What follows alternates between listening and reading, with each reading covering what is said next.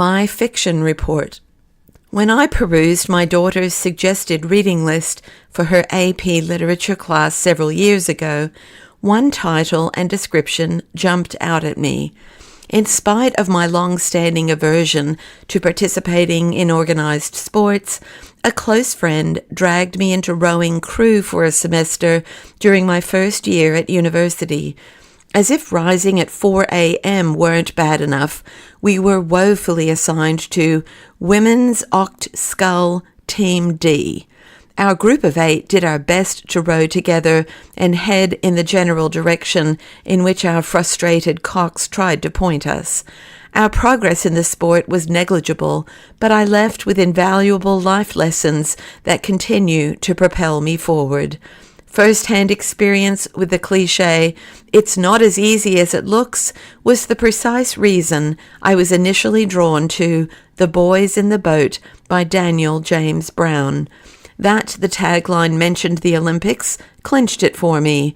9 Americans and their epic quest for gold at the 1936 Berlin Olympics. I read this 400-page modern masterpiece, published only in 2013, aloud to my teenage daughters.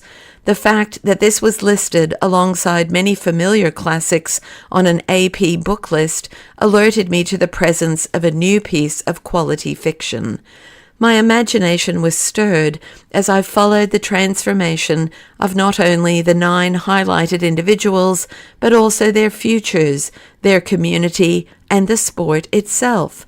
I was drawn into the depths of the Great Depression in Washington State, an area of the country about which I knew very little. I was inspired by the grit of the guys who refused to give up, especially the main protagonist, Joe, who had already overcome more adversity before attaining adulthood than many people face in a lifetime.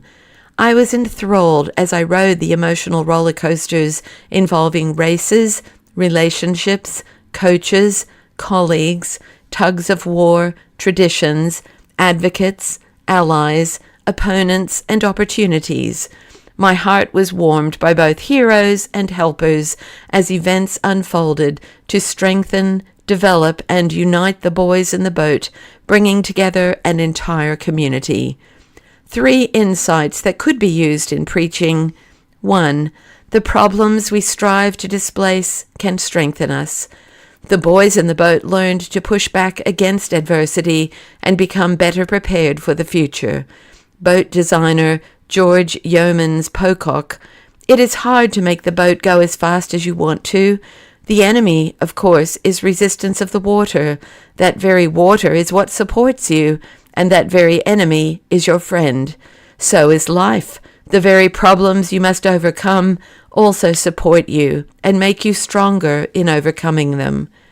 Each evening, Joe Rance noted with mounting satisfaction, there were fewer boys making the climb. They had not reckoned on the sport's extreme physical and psychological demands. The hurting was taking its toll, and that was just fine with Joe. Hurting was nothing new to him. The wood, Pocock murmured, taught us about survival, about overcoming difficulty, about prevailing over adversity, but it also taught us something about the underlying reason for surviving in the first place, something about infinite beauty, about undying grace, about things larger and greater than ourselves. 2. The pain we dare to face can develop us. The boys in the boat learned to redirect their attention and their actions and grow some grit. Competitive rowing is an undertaking of extraordinary beauty, preceded by brutal punishment. Your body burns calories and consumes oxygen at a rate that is unmatched in almost any other human endeavor. Physiologists, in fact, have calculated that rowing a 2,000-meter race, the Olympic standard, takes the same physiological toll as playing 2 basketball games back-to-back, and it exacts that toll in about 6 minutes. The muscles often begin to scream in agony almost from the outset of a race and continue screaming until the end. The common denominator in all these conditions, whether in the lungs, the muscles, or the bones, is overwhelming pain. It's not a question of whether you will hurt or of how much you will hurt. It's a question of what you will do and how well you will do it while pain has her wanton way with you. Joe rants, "It takes energy to get angry. It eats you up inside. I can't waste my energy like that and expect to get ahead. Now I have to stay focused." Coxswain Bobby Mock, "It doesn't matter how many times you get knocked down. What matters is how many times you get up." 3. The humility we choose to embrace can unite us. The boys in the boat learned to pull together and, in humility and love, become one. If one fellow in an orchestra was playing out of tune or playing at a different tempo, the whole piece would naturally be ruined. That's the way it was with rowing. What mattered more than how hard a man rowed was how well everything he did in the boat harmonized with what the other fellows were doing. And a man couldn't harmonize with his crewmates unless he opened his heart to them. He had to care about his crew. It wasn't just the rowing, but his crewmates that he had to give himself up to, even if it meant getting his feelings hurt. The boys in the Clipper had been winnowed down by punishing competition. Every one of them had come from humble origins or been humbled by the ravages of the hard times in which they had grown up. The challenges they had faced together had taught them humility. The need to subsume their individual egos for the sake of the boat as a whole, and humility was the common gateway through which they were able now to come together and begin to do what they had not been able to do before.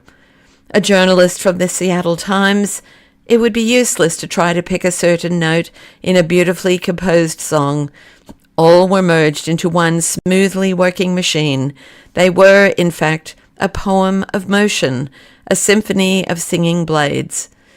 May the boys in the boat teach us to push back against adversity and become better prepared for the future, redirect our attention and our actions, and grow some grit, and pull together in the body of Christ, and in humility and love become one. P.S. The book is way better than the 2023 film, which isn't terrible."